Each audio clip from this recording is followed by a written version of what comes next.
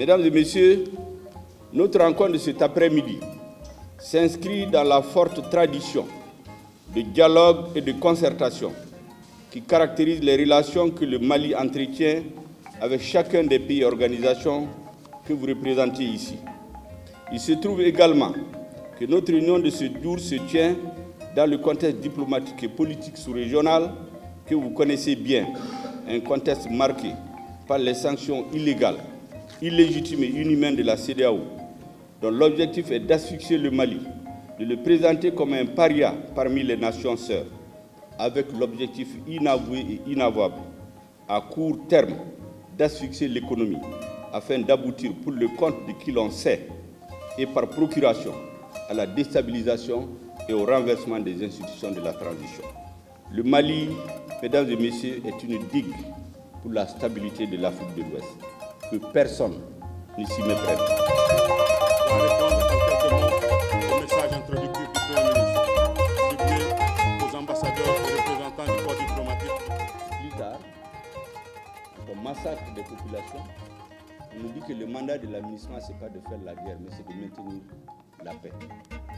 Mesdames et messieurs les ambassadeurs, il va sans dire que nous avons décidé, le gouvernement actuel, de tirer les leçons et toutes les leçons de ce qui précède et de nous donner désormais les moyens de protéger les Maliennes et Maliens.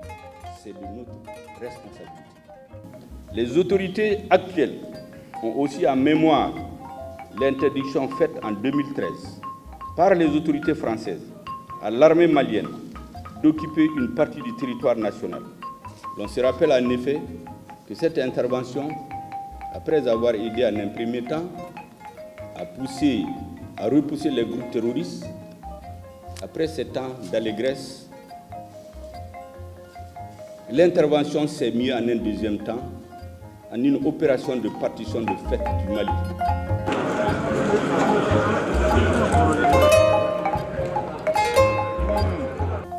Hollande l'a dit ici, qui payait une dette en 2013. Pourquoi on passe le temps à nous dire que les soldats français sont morts? Les Américains n'ont-ils pas libéré la France?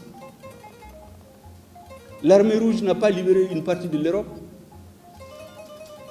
Pourtant, quand les Français ont décidé que ce n'est plus nécessaire, ils ont dit aux Américains de partir. Est-ce que les Américains se sont mis à insulter les Français? Les liens stratégiques et militaires que nous avons, nous allons nous lever comme ça pour dire des choses qui leur plaisent. Mais on ne peut pas nous vassaliser, on ne peut pas transformer le pays en esclave.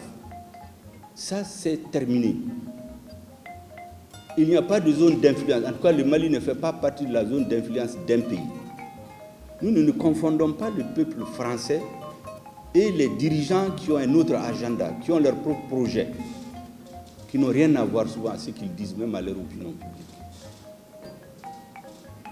Ils n'ont jamais dit à leur opinion publique, quand ils intervenaient en 2013, qu'ils allaient diviser le Mali pour créer un sanctuaire pour les terroristes.